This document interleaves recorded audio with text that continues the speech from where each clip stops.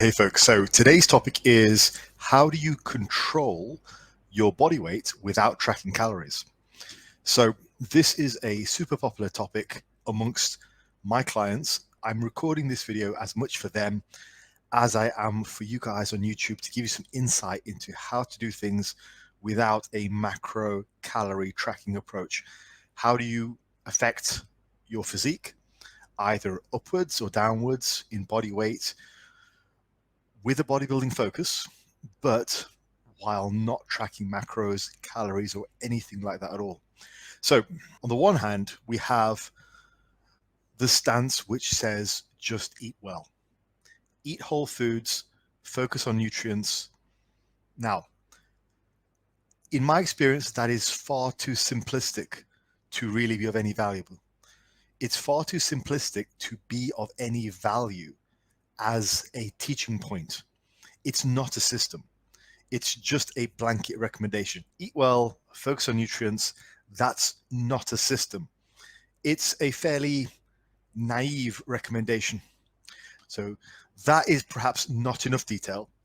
On the other hand, you have these overly prescriptive approaches which focus on actual foods. Eat this list of foods, eat that list of foods. And that is too prescriptive, and it doesn't allow you to evolve the diet, evolve the system based on your needs, on your situations, on your circumstances as they differ over the course of a lifetime. Now, the ideal diet needs to be a living, breathing system which adapts to your energy demands of a given day, which adapts to your level of muscle mass as you get bigger over a lifetime, which adapts to your goals over the course of a year, whether that is to gain muscle, to lose body fat, which adapts to your preferences. You might grow out of love with eating potatoes. You might want to do something else. All of these things point to the need for a system which is instructive enough that you are sure of how to eat and what to eat, but flexible enough that it can move and flow alongside your ever-changing goals. Are you all with me so far? That's what I'm going to outline today. How my clients do things, how I do things. Okay. And we're going to begin the discussion by going through the three major macros. And I'm going to split them up into macros simply because it's easier to discuss. We're not counting macros. It's easier to just discuss. So here's the general idea. Rather than being limited by calories numerically, you are going to be limited by your food choices. The benefits of the system is that you're almost never going to be hungry. You shouldn't be hungry on this system. Now, for a lot of you, that is a massive benefit. If you can imagine a diet system where you're not going to get hungry until you get to the extreme ends of the diet, for example, when you're very lean. Now, that's quite attractive. It's quite an attractive concept. Now, the other side to that is a track your macros and calories approach where you're going to have more flexibility, but you might get hungry. Clearly, if you're tracking your macros and calories and you insist on fitting in a Pop-Tart or a pizza into your macros, it's going to cause some knock-on hunger because that food is not as filling as other foods you could choose. You get the general idea of what I'm saying. So the system that I'm about to outline has one big benefit in that you're less likely to get hungry on this approach. The idea is you're not limited by your hunger. You are limited by your food choices. Okay, that's the big factor. You always eat to satiety, but you're limited in terms of your food choices. Your food choices influence whether you are having a high amount of calories or a moderate to low amount of calories, and that influences your body weight over time. So let's get into it. The first section, let's go straight into talking about protein. Why not? Protein is a necessary part of a bodybuilder's diet. And for those of you who follow me, for those of you who are my clients, you know that I recommend for my Gen Pop clients about 3 to 4 protein feedings per day. Okay. Usually a fistful of protein, just something which is a reasonable amount on your plate. Now, depending on your goals or wherever you are in this system, whether you want to have more of a calorific option or more leaner option, you would just bias your protein sources based on your needs. So what do I mean by that? If you are looking for a leaner option, you would veer more towards protein sources like chicken breast, white fish, whey protein. And as you're looking for more calories, perhaps to maintain weight, perhaps to increase weight, whatever, perhaps you have a fast metabolism, perhaps you have a high activity level. Again, it's that ever-changing, ever-flowing system which responds to your needs. There is no set menu. And acknowledging you are an ever-changing organism means menus are pretty much pointless. It's that whole teach a man to fish thing. This is what I'm doing here. This is what this video is. Depending on where you are on that spectrum, whether you need more calories or less calories, whether you need to gain weight or lose weight, you would pick protein sources on that continuum. Now, as you go up through the continuum, you're looking at fattier or more calorific cuts of meat, which are going to add calories to your menu without necessarily adding more satiety, because you're already getting maximum satiety with the chicken breast, the white fish, potentially the whey, all the really filling protein sources which are really lean. Turkey, for example, egg whites. Now, as you go over to the other side, where you're looking for more calorific options, you can afford to have options which are normally matched more with fat. So things like 5% beef, ground beef, or what we call minced beef over here, 10% beef, 20% beef, eggs, full fat Greek yogurt, fattier cuts like pork loin with crackling, chicken thighs with the skin on. Now, you have all this range of choices here. Okay, you simply pick depending on what you need this week or today. That's how you go about doing things. You look at where you were last week. Did you gain weight? Did you not? What did you need to do more of? Did you need to have leaner options? Did you need to gain weight and have heavier options with more calories? And you just pick on that continuum. Now, you don't have to pick all lean options if you're trying to lose weight. You can have a combination of chicken breast, white fish, followed by some fattier cuts. That's fine. But generally, you're going to be biased mostly on this side, not on the fattier side. And you also might have some personal preferences because, again, it's a living, breathing system. You are not a robot. This is a system for life. And you might be sick of chicken breast. So you will pick for some fattier options, and perhaps you'll make it up elsewhere in the model. Do you see what I'm driving at here? It's not valuable to have just a set list of rules, just like it's not valuable to say, just eat for nutrients. That is just a lazy way of giving somebody a prescription. It's an incomplete system. So we've covered protein. Okay. Now, if we now move on to say carbs is very similar. It's very similar. So with carbs, the leanest options, we'll start with them. The leanest options are going to be things like broccoli, your cauliflower, your spinach, your bok choy, all of these super low calorie options for vegetables.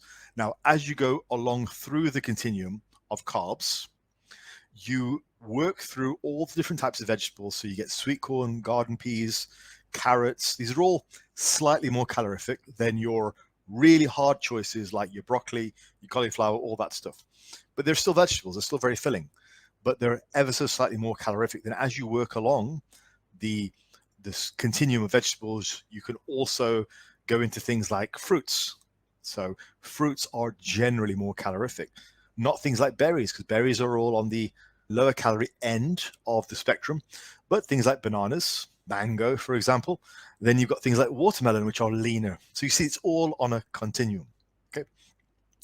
And then we go over to the other side where we might have things like white potatoes, sweet potatoes, but also on the very calorific end of carbs, you have other things like you have your rice, your pasta, your breads.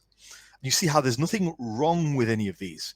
Nobody's saying that if you're on a diet, you can't have stuff from this side of the menu, the heavier calorie side of the menu. All we're saying is if you do, they're going to come with more calories. So you may want to match that with some leaner options to allow you to lose weight while still being fairly satiated. Now, if you really like rice, okay, fine. You might make it a little bit harder for yourself if you insist on having that as a carb source, or pasta or bread. But so what? You like rice, so you can make up for it elsewhere. You can match that with some from this side of the menu. But again, it's a flowing, evolving, fluid system which is designed to be responsive to your preferences, your needs, which are ever changing, to fit you as a lifetime system. You just pick from the continuum. You try not to be hungry.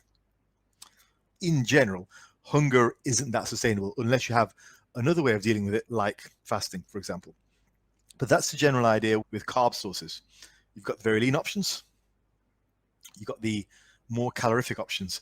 And as, let's say you're on a diet, let's give you a real example. You might start somewhere in the middle, like a lot of vegetables, a lot of fruits, maybe cutting out some of the heavier options, or maybe having them just before training. Now, the leaner you get, the more you delve into this diet, essentially the hungrier you're going to get, because if you've been on lower calories for a while, if you have been dropping body weight, then sure, your hunger hormones will start to ramp up. That is when you almost need to leverage the lower calorie options even more. So you might be forced into this end of the range. Effectively, let hunger be your guide. And that's going to be individual for every single one of you. So I'm not going to sit here and say every one of you is going to need to eat broccoli and spinach to survive, because it's not true. You all have different appetites. You all have different body sizes. Some of you are huge. Some of you have got enough muscle mass to fuel some fairly heavy calorie carb options and still lose body fat. Sure, there are people out there like that, but equally speaking, there are people with less calorific metabolisms, which will need to really leverage some of the leaner options. But again, it's about trying not to be hungry all the time. And again, it's that ever-evolving fluid system. Now, if we finally end with fats, healthy fats are provably a net benefit. So in terms of the healthiest ones, with the leanest ones, not the healthiest ones, in terms of the leanest options, it would be wrong to say healthiest. The leanest options, you have things like fish oil tablets. They quite literally fish oil tablets, just which are solely designed just to satisfy your health requirements and nothing else. Now, as you move on from there, you have things like small amounts of olive oil. You also have things like avocados, nut butter, nuts themselves, the whole range of healthy fats along this continuum. And generally, you have the same spectrum. Some will be easier to eat, like peanut butter. Nut butter is generally quite a lot, is a lot more moreish. Avocados are quite easy to pound down. And then you have fats which aren't as easy, but fats in general are a little bit easier. But there is still a continuum there. But the very filling options are probably things like the fish oil tablets. So just to sort of wrap that up, this is essentially how it's part of a much larger diet system, which my clients are all familiar with.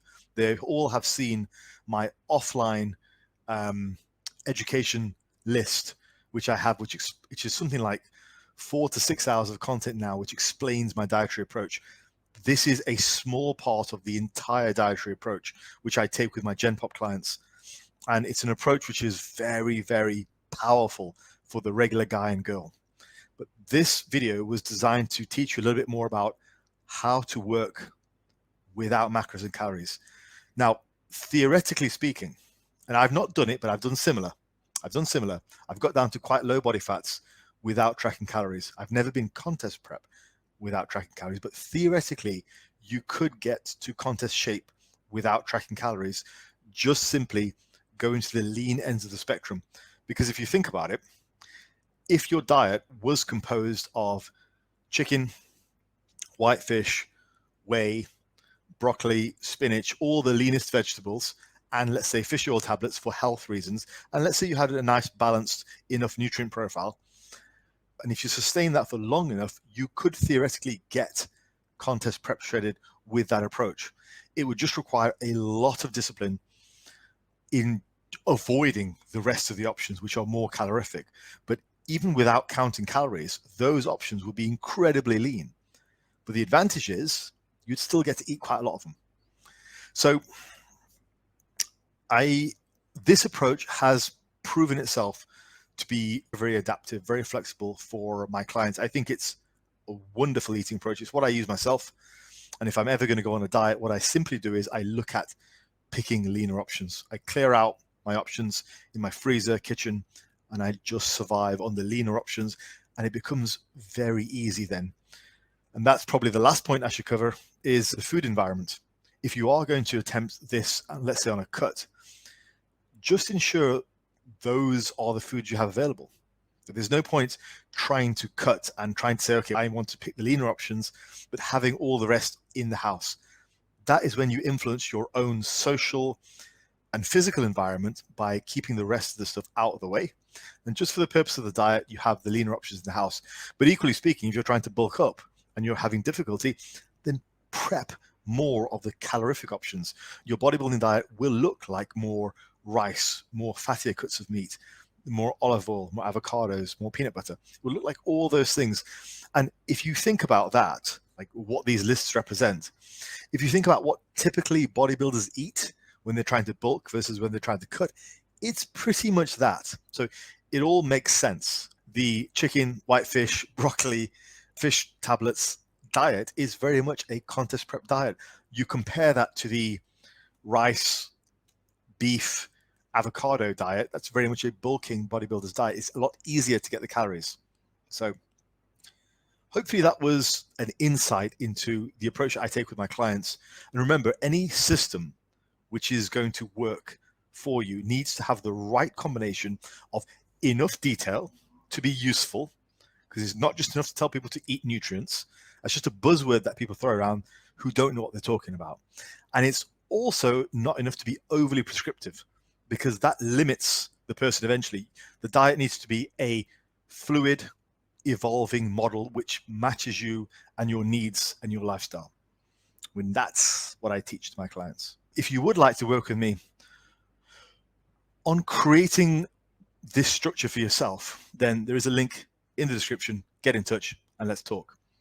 Do make sure you like this video, subscribe, comment, ask questions, share it with your friends, get my name out there. It all helps. And I will see you lovely people in the next video. Take care.